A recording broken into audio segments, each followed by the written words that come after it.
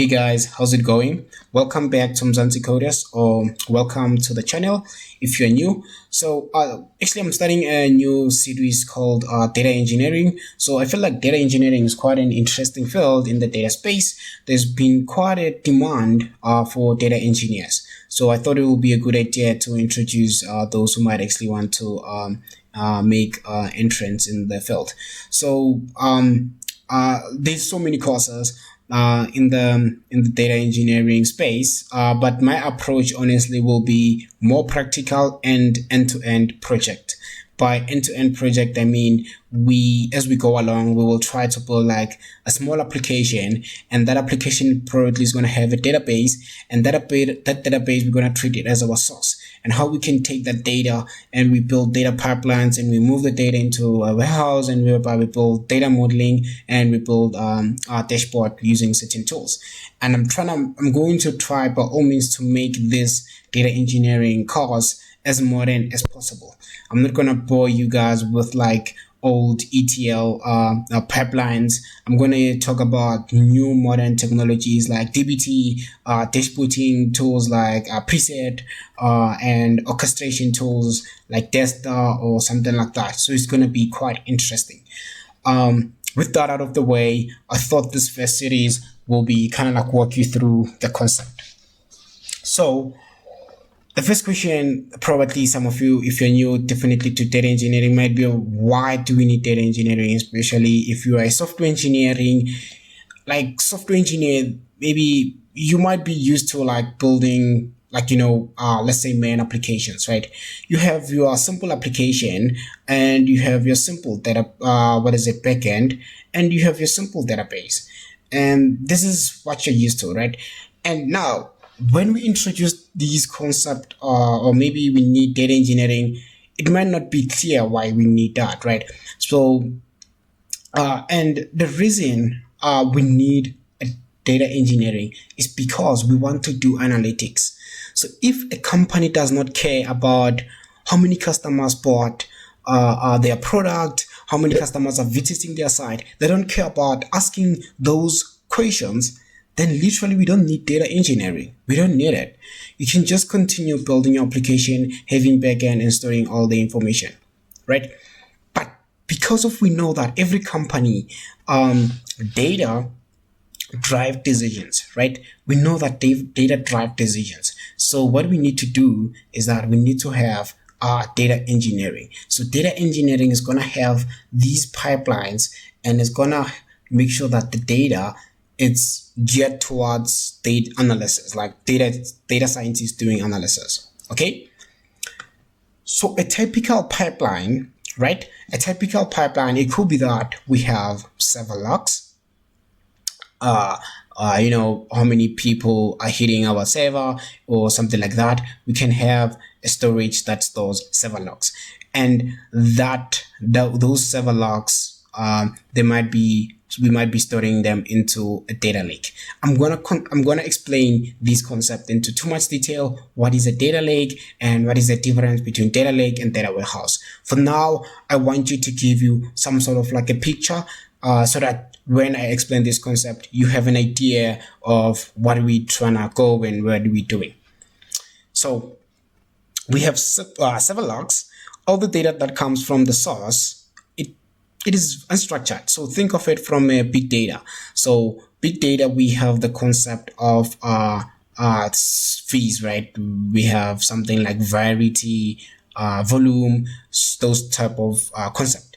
So all of this data that is coming from the source, it could be unstructured. So we need to push it into the lake. When it goes into the lake, then we have another process called processes. So it could be we processing this data and kind of like make sure that this data is clean, because this data could be having duplicate, it could be corrupt or something like that. It could come up with a different format. It could be a packet file or something like that.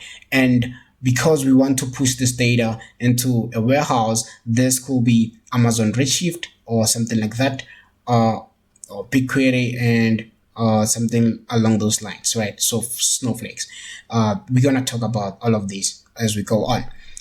But the point is that all of this data that comes inside the lake has a lot of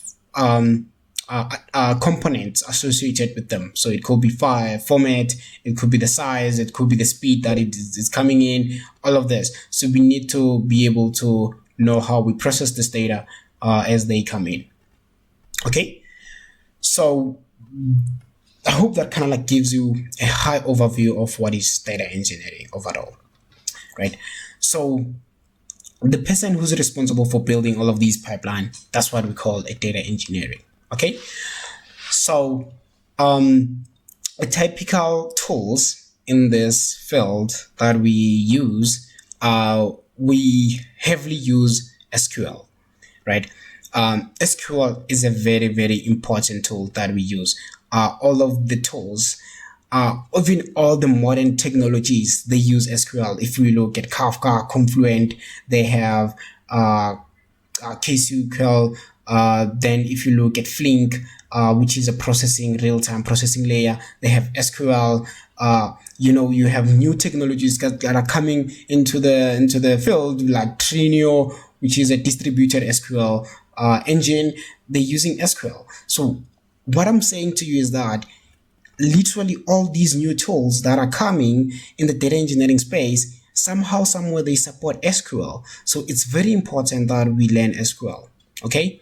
So we're going to do, as we go through this project, we're going to go heavily on SQL. Okay. We have tools like Python. Python, it's very, very useful. Like we have, especially if you're going to use Python as it is, we have Python pandas, and whereby we can wrangle the data, but the problem is that it's not scalable, which we're going to talk about distributed system in the second. But we have a problem with scalability here. Okay, then the second tool that we use is Scala, or programming language Scala. So Scala is a very efficient language. It's very fast. It uses a JVM, and it's used by companies like Airbnb. And the reason you might be asking yourself, why do we have to use a programming language Scala? It is because these companies like Airbnb, they view data as a product. So data, it's more like a product. So they're building their pipeline from a software engineering perspective. So hence they want to do things such as unit testing and all of those things. So that's why Java is also used. I'll say Java and Scala, they are not the same, but they're pretty much, you can use some of the function in Scala. So yeah, that's advantage.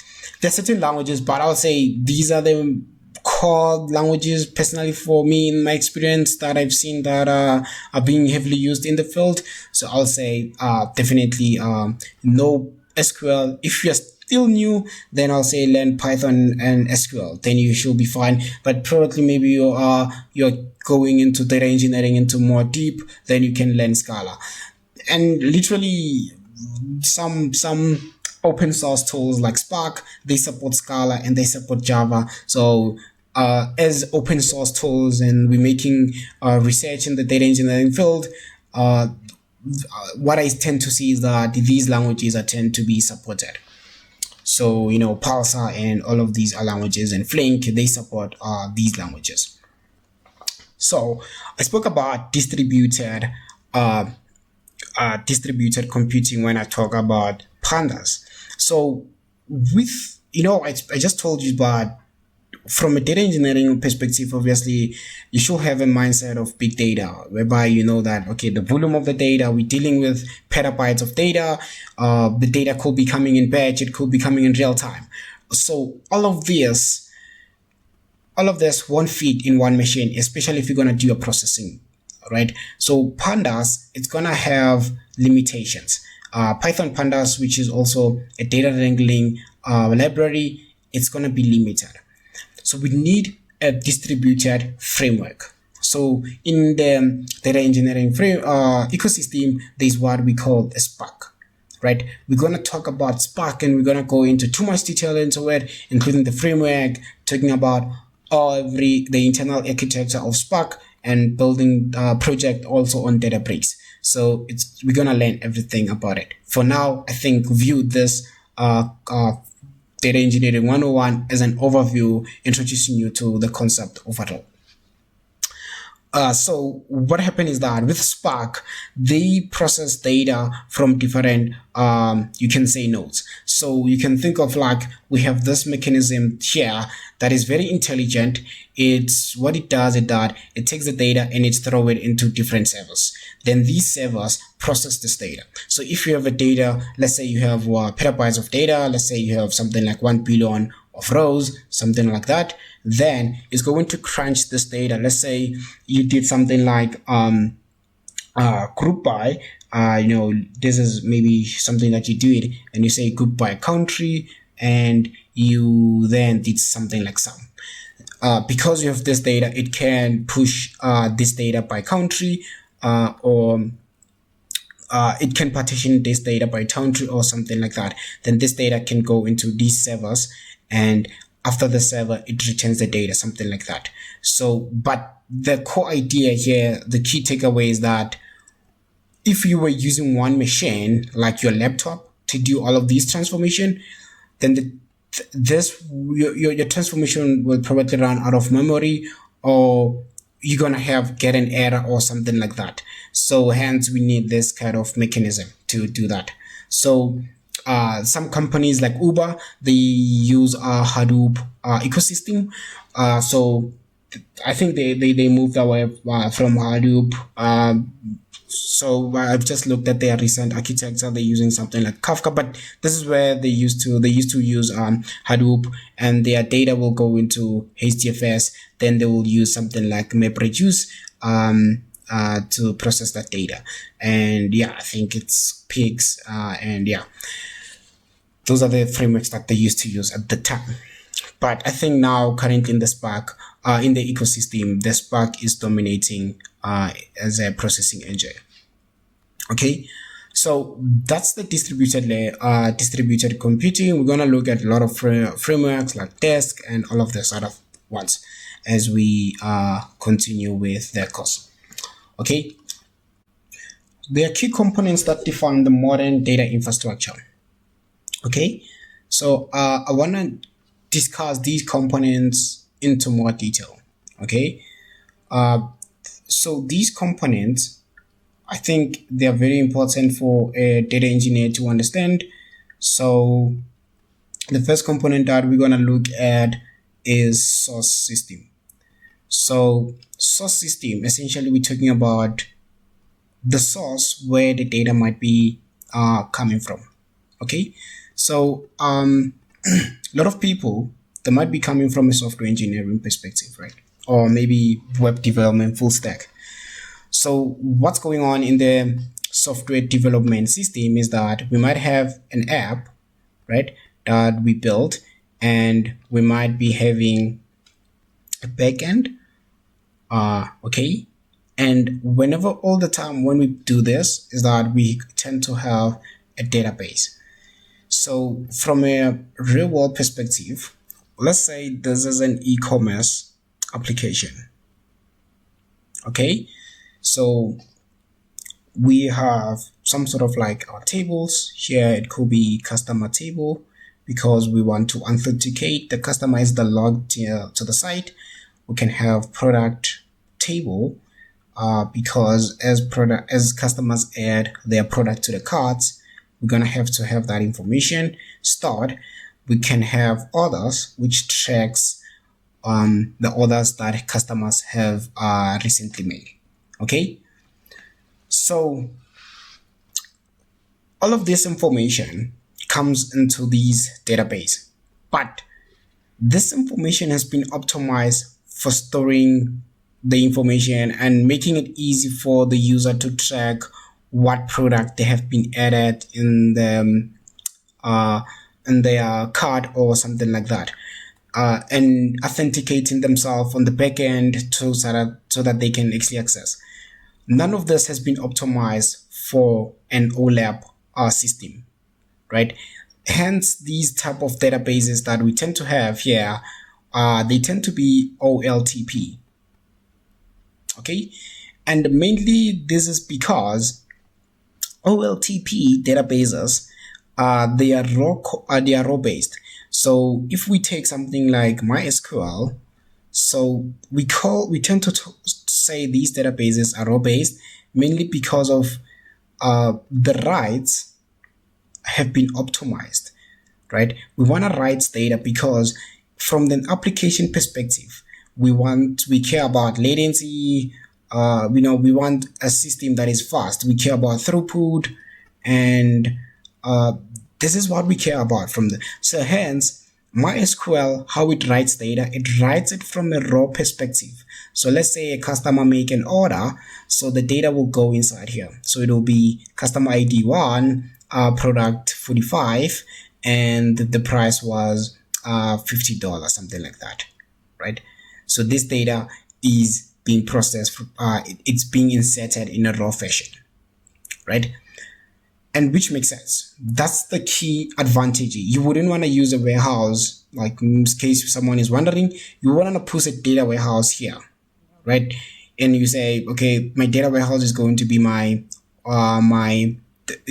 backend is going to interact with the warehouse. By warehouse, I'm talking about databases which are columnar, like Snowflakes, BigQuery, and Amazon Redshift. Mainly it's because those databases have been optimized for columnar. For columnar based. By columnar based, what I'm saying is that if you're gonna read from BigQuery, data is stored in a column fashion. Okay, so when you're a data analyst, they care about mostly about read and transformation. By read, I mean they will do something like select all, right? Because they select all, this here requires to read a billion rows, right? Requires to be read a billion rows, not necessarily a single row. So now what kind of optimization they did on these type of databases from a data warehouse perspective is that they store data in a column fashion. Let's say this is a column about customer ID. This is stored in one place. So when you read this data, it's very fast. It's like get this column fast, right? Get this, and it can be retrieved very fast. Okay, so that's a very key thing to understand. In case you've been wondering why we have to use this, so I will try to explain it as much as try so that other people who are coming from a different field can be able to grasp the concept of data engineering. Okay, so that is the source system, but with the source system we have key components, because we spoke about reading the data from Postgres, and we're trying to push it into some sort of like a storage or something like that. But the source system essentially is that means it is characterized by different components or different attributes, so to speak, right? So the first is that the variety of the data. So if the data is coming from MySQL database, as maybe this is our backend database, so we can say this data is structured, right? And we can say data that is some of the data might be coming from a JSON, and some of the data might be coming from MongoDB, right? And this is a NoSQL database. Okay, and so some of the data might be coming from CSV and flat files. So all of this data we have so many sources, right? And we need to cater for all of these sources. So it's very important to understand this as of now, because when we go into the next component of data engineering pipeline, you have to always think about all of this, the variety of your format of how the data comes in, right? And because that is going to determine the next component, right? You can't just take maybe unstructured data and push it into a warehouse. That means there must be something before that does the transformation for you. Okay, so these are the four files format. But also, I think it's important to understand the pros and cons between our files format. So we can have files such as Packet as the data comes in, and we can have, like I spoke about, CSVs, we can have JSON files. So the reason that it is important for you to understand is that Packet is a binary file, so it's very efficient to move it within these pipelines compared to a file like CSV. So the advantage of CSV is that it's readable, it's human readable, you can read it, but does not necessarily mean it's going to be faster than Packet, especially if we're talking about petabyte of data or something like that, right? So that's one thing that you should consider. Okay.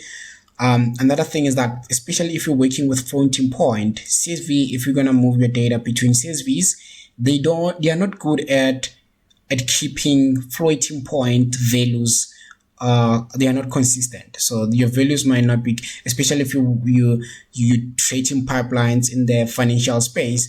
You don't use files such as CSV, and I think there some of the financial values, they might be actually storing them as strings to avoid these type of challenges, but that's something that I think they might be doing.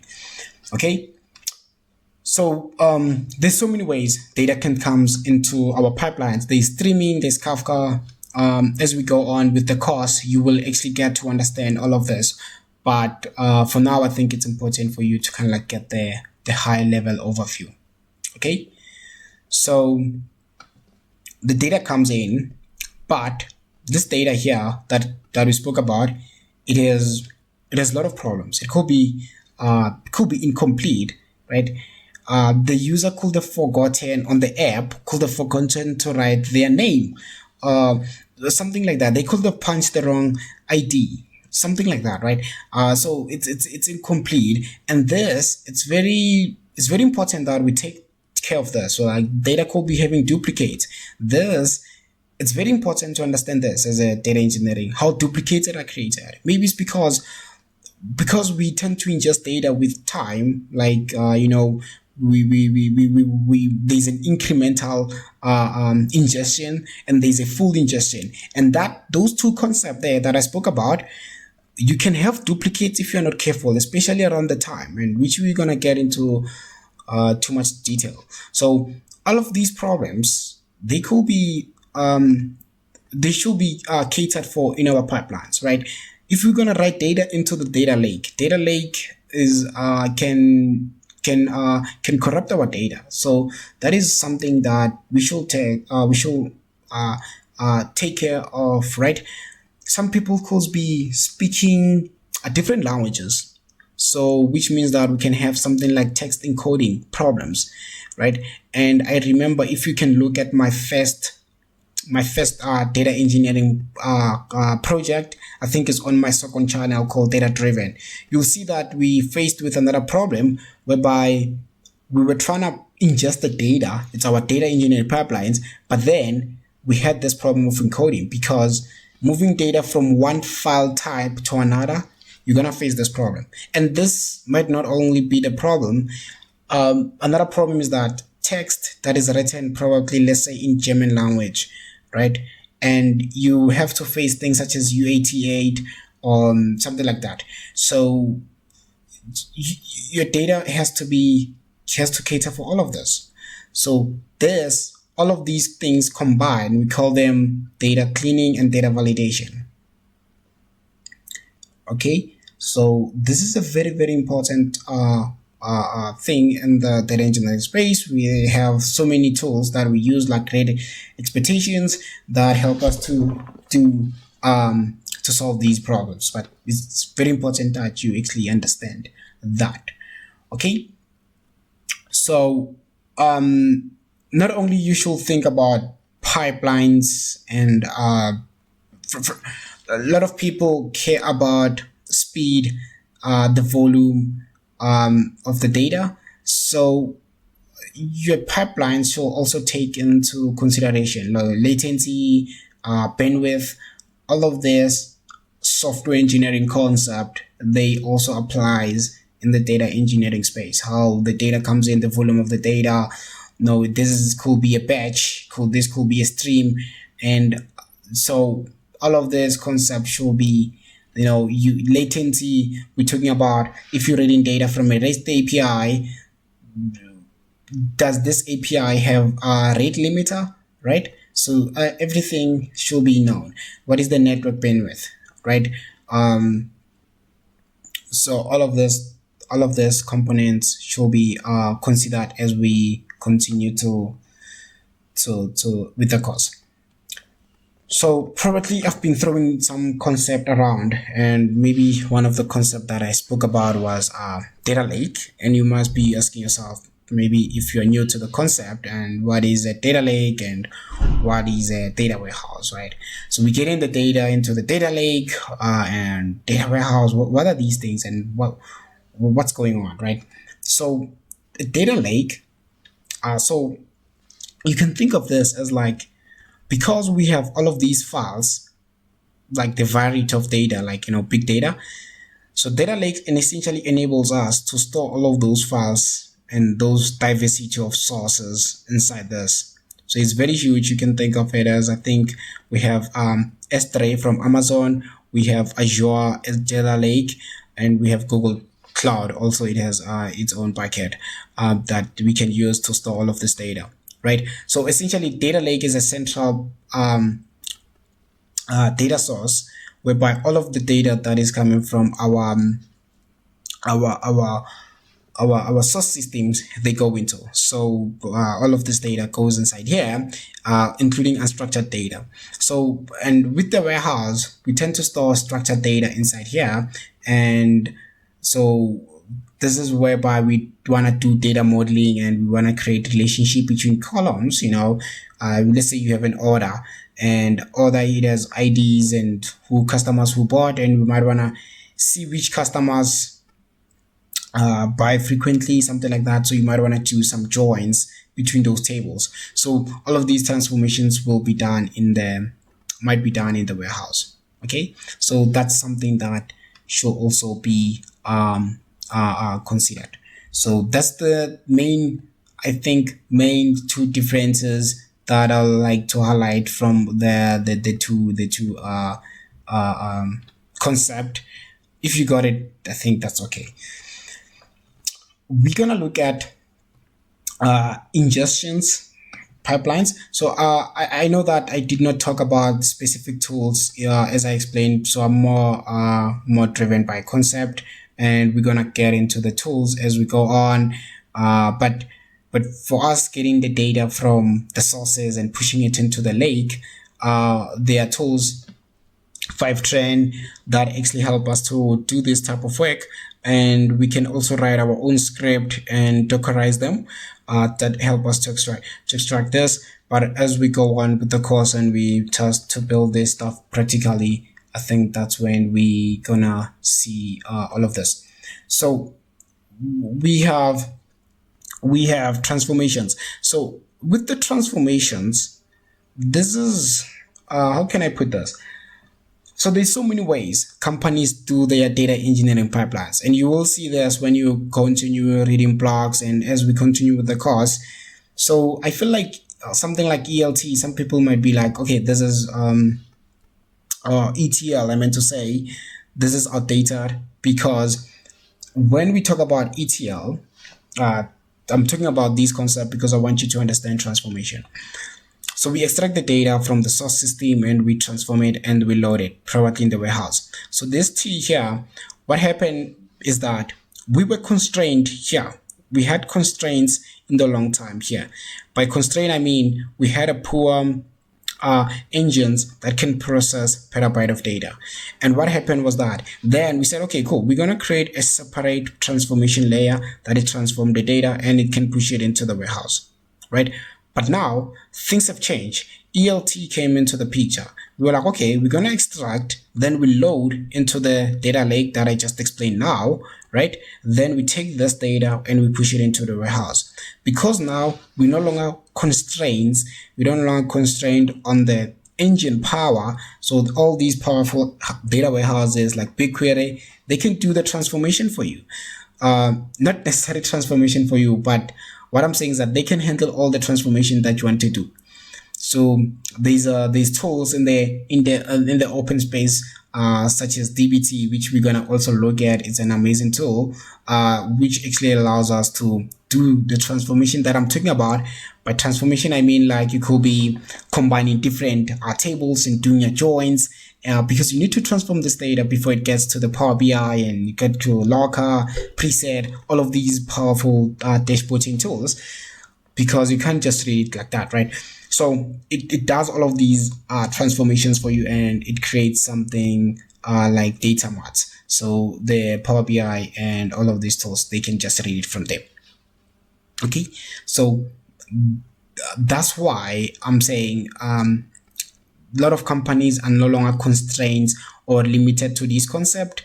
So as I'm reading a lot of blogs from how companies doing data engineering, some people actually, they even like, for example, Uber, for instance, they get their data with Kafka. So which means that Kafka distribute their data from all these different components. Then they can have something like Spark to process this data. If they have machine learning, Flink to process the data, something like that. So the main idea is that their data is coming through Kafka, and there's so many components that read from Kafka. Whether it's real time, whether it's batch, Kafka can handle all of them. And this is advantageous because in the old days, what happened was that we used to have a Lambda architecture. By Lambda architecture, I'm saying that we used to have, probably as the data comes in, right? We wanted to have a real-time data, right? And we wanted to have a batch data. So we will separate the two, and one pipeline will be for real-time and one pipeline will be for batch data. By real-time, in case you are confused, let's say you are making a transaction at the bank. So we want to say, as you're making that transaction, we want that data in real time. Like as it comes in, we want to do some processes. So, and we do these processes in real time, then we can maybe use machine learning to predict if this transaction was a fraud, and we can reject this transaction. So just think of it as like data is continuously moving, right? Whereas with batch, data, it goes inside a database. We're storing data like it's just going into this files or something like that, like data lakes or data warehouses, right? It's not continuously moving. So this data goes into Kafka, which is a log, something like that. So, but yeah, that's not to distract you from the concept, but I thought I should just give you a high overview of these concepts, because I don't want you to be limited by the concept of ELT and ETL. Some of these concepts, people are doing things differently. We have powerful machines, things have improved, and all of these concepts are adjusted in the industry based on the needs and all of these things that we have. So those are the transformation. Transformation can be modeling, could be like we want to model the data, could be like transformation, like we want to do something like joins or something like that. By modeling, I mean, we might want to say, we might want to talk about things such as task schemas, whereby we have our customers and we have a time dimensions, we have customer dimensions, we have location dimensions, and we do the joins on these tables, right? And these modeling components, we're just doing this so that we can have data that is transformed in such a way that our BI layer can read the data is like without actually going through writing some SQL script to do this. So I think some companies, they call these people who specialize in this analytical engineers. So they are the ones who use tools such as DBT to do this. So yeah, that's like the transformation layer. If you're still confused about all of these things that I explained so far, don't worry. We're gonna look at these things in more detail. So this is me like just throwing concept and just trying to give you a better overview of data engineering ecosystem. So we spoke about pipelines, we spoke about data lakes, warehouses, we spoke about a lot of concept. If you're new to the field, and you must be I introduced you to a lot of things. But so what happened is that you don't want to run everything manually. So which means that I have to introduce you to a new concept like a workflow orchestration tool. So a workflow orchestration essentially allows us to move data from one point to another. So like should I say automatically, because we can use a tool like Airflow. So there's so many tools in the industry that help us to do this. So I think there's another one called Prefect. We're gonna try and see how these tools actually help us. But essentially the point is that you have so many components, all these pipelines. We talk about extracting layer, we talk about data lake, we talk about the warehouses, but at some point you might actually want to do this automatically by saying that after this point has extracted the data, I want to transform it. After transforming the data, I want to push it into the lake. So you want to have a system that can actually call all of these components, and after it is called and push the data in some sort of like a storage, this component, its turn, it start to process it, and the last component start to process it until we have final data in the storage. Okay, so those are the tools that we tend to use, like Airflow, that help us to orchestrate the data for us. I think I've kind of like walked you guys through the main concept around data engineering. So I think at this point, like we're gonna start like getting our hands dirty on the next session, and we're gonna see how I will try to make this as real as possible by building application, having databases, and we'll see all of these different pipelines. So I will make sure that I put a lot of work into this so that you can actually get a lot of knowledge from these pipelines. We're gonna look at a lot of tools. I've seen a lot of cool tools like Trinio, which allows you to read data from HDFS files, and that is a distributed SQL engine. And we're gonna play with tools such as ClickHouse, whereby let's say you have data. Well, let's say you have a data by where your customer are clicking on your site, and you want to have an OLAP system that can actually read billion of records very fast, and you can do analysis with that. So all of this stuff, we're gonna go into too much detail, and we're gonna take baby steps as we go on. So thank you for staying through, and I really appreciate it, and I'll see you in the next video.